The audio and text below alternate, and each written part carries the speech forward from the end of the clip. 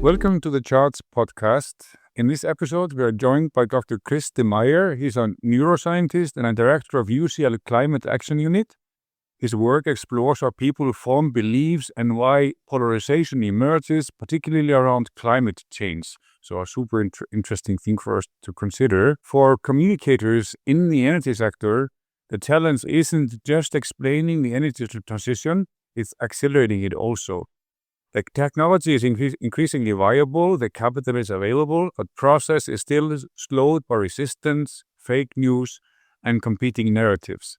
And we're going to explore what neuroscience and psychology can tell us about how beliefs are formed and what actually works when you're trying to move audiences from awareness to acceptance to action. And obviously all of it is quite related to what we do at Charge, which is about brands and how this relates to branding. So welcome, Kris, to the podcast. Nice to meet you, Fridrik. Nice meeting you. So just to dig in, neuroscience, can you explain in a sentence what neuroscience is? The neuroscience is the study of how the brain works, and there are many different ways that you can study that, from single cells, from what single brain cells are doing, to how brain cells are operating inside our brain through sort of recordings of, mostly this is done in animals, of how cells are responding when an animal is acting in the world, to methods like brain imaging technology. Some of it is called fMRI, another one is called EEG. Those are different ways to measure what is going on inside the brain.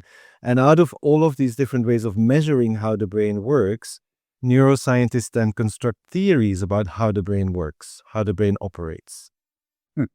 What are you seeing in climate change and energy narratives right now? So I'll first talk a little bit about what's happening with climate change and the energy transition, and then how it's being communicated about. So from my perspective, both of them are exponential processes, runaway processes that are going faster than we are anticipating. We are constantly being called out by how much faster climate change is going than we were thinking 5 years ago, 10 years ago, 20 years ago. And the same is happening with the energy transition. And the reason for that, from a brain science perspective, is that our brains are not good at dealing with exponential change. Our brains are much more attuned to linear change. And understanding how something grows at that ever-accelerating rate is really very difficult for us to understand. Now, what that means in terms of the communication and the narratives that exist about both of these things, climate change and the energy transition, is that we're constantly in a reactive space where we get this story about like, hey, climate change is going to get bad. And then a year later, hey, it's going to get worse than we actually thought. And then a year later, it's going to get worse than we actually thought before. And with the energy transition, it's the same. It's like, hey, the progress is faster than we thought. Oh my gosh, it's even faster than we thought before. But all of those communications and narratives are reactive when the thing is happening, when we see the next step in that exponential growth process, then that communication is reactive. Rather than trying to be proactive and saying, we know that both of these things are exponentially increasing. We know that it's almost like a race between the two. Like we need to dampen down the speed of one of them, climate change, and we need to accelerate the speed of the other one, the energy transition, to make sure that one wins beats the other one. And if we were to really think about how would we proactively construct stories that talk about it in that way, of stories, of processes, one that needs to go faster, the other one that needs to go slower, and how they are connected to each other, that might give us a different way to construct narratives that link climate and energy together. Good answer. When you talk about a belief from a neuroscience perspective, what should communicators understand differently compared to how it's usually treated in like PR or public affairs or those areas that we know maybe better? That's an excellent question. So for me as a neuroscientist, a belief is I define it in a behavioral response. For me, a belief is anything that your brain will flash, this is true, this is right, versus anything where your brain would say, this is wrong, this is not right. And one of the things that is different with how I see people in sort of PR and public relations or public affairs think about beliefs is that often beliefs are being thought as a thing that exists inside the brain. For me, as a neuroscientist, there is almost certainly not such a thing as a belief that exists inside our brains. First difference is like beliefs are not things inside our brains, they are behavioral responses. Second thing is that very often in this space of climate and energy, we see this implicit belief in the operation of how people are working that beliefs cause behavior. From a neuroscience perspective and the most up-to-date theories of how the brain works, it's almost certainly the other way around. Behaviors are causing beliefs far more often than beliefs causing behaviors. And that has really big implications about what we think we need to do when we're communicating. Often communication is framed as trying to change a person's belief to then get them to change their behavior. Instead of that, we should communicate to try to get people to change their behavior by showing them how they can change their behavior. And as a result of that, their beliefs might change about the thing that they are now taking different actions about than before. Wow. I have to keep up to try to understand everything you're saying. And it's a new way of approaching the thing. For me, as a branding guy, I mean, belief is a word we use, and we don't really use disbelief a lot. But affecting a belief system is super hard. But now you're saying we shouldn't maybe think so much about that, but we should more think about the behavior that changes the belief. So, Yes, and actually, branding and PR and marketing actually implicitly know this because you try to get people to do something with the communication campaigns. Often there is like this moment where you want the audience you're trying to influence to do something, and once they have done this thing, they might become, for example, brand loyal. They may stick with you for a long period of time because they've taken that one step that changed their belief about the thing that you got them to take the action on. So implicitly, it is present in a lot of the practices that sit inside branding and PR and public affairs, etc. But it is not in the theory of how perhaps you might think and talk about the things that you're doing. I don't want to go off script too much, but as a branding guy again, I struggle a lot with people that don't believe in branding, so they don't spend money on it, but then they live in a branded world. I think this is super interesting. But on we go with the questions that, from your perspective, what actually drives resistance to the energy transition? I know you touched upon this, but can you specifically answer this question? From our perspective and the work that we've done in this space, the biggest resistance to the energy transition is actually a lack of understanding in the minds of policymakers of how they can play a role in driving that energy transition, how they can use the levers of policymaking that they well know how to use in other situations, levers of subsidies, of taxation, of regulation, how to use those effectively to drive that energy transition. We've got good examples of that. The Inflation Reduction Act in the US was a wonderful example of understanding how to use a subsidy and taxation regime to foster the technological change that sits behind the energy transition. But with that big example as an exclusion, there are very few other good examples to point to where policymakers have understood how they can use that. Far more often, they use these same levers in a way that actually benefits the incumbent, the fossil fuel industry. Whenever we had an energy crisis in the last few years, they reach for these policy levers, but in a way that it then helps the fossil fuel companies. Very good. So if this is our tough question I'm going to ask you here. What does effective persuasion look like from a neuroscience point of view when the topic is politically or emotionally charged? That's a great question again. And my answer is going to be very counterintuitive. It is to step away from the idea that you need to persuade. Persuasion has very unhelpful side effects. This sits in sort of the neuroscience of polarisation that originally attracted me to the work I'm doing on climate, is that if you're trying to persuade someone, or if you're trying to persuade a bunch of people, you might succeed with some, but the more strongly you try to persuade that group of people, the more you actually risk losing some people that you push away. So the more persuasive you try to be, the more actually you will polarize and you will create opposition at the same time as perhaps bringing people on board with what you're trying to do. Now, there is an alternative to this, because otherwise you might say, well, we still need to do this and we'll need to live with that opposition and I will just need to win the battles that we create there.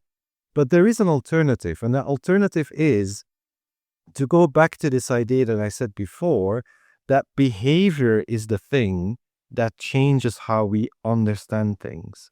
And the way to translate that into communication is that you can tell stories of action, you can tell stories of people, organizations doing things to tackle a certain problem, not just to persuade, but to show as an example, to lead by example, to inspire, to show almost like the way that the celebrity cooks on TV are showing us how to cook a nice meal, and that then inspires some people to go and do the same. And so we call this action-based storytelling, telling the stories of the things that we are doing to drive the energy transition, to tackle the climate crisis, rather than talking about the problems itself. Because when you try to persuade people of how big a problem is, that's when then you get the unhelpful side effects of persuasion, which is polarization and opposition. Very interesting. Thanks a lot for the good answer. My last question is very related. If you could give one piece of advice to the energy sector communicators that are trying to reduce resistance and accelerate change, what would that one piece of advice be?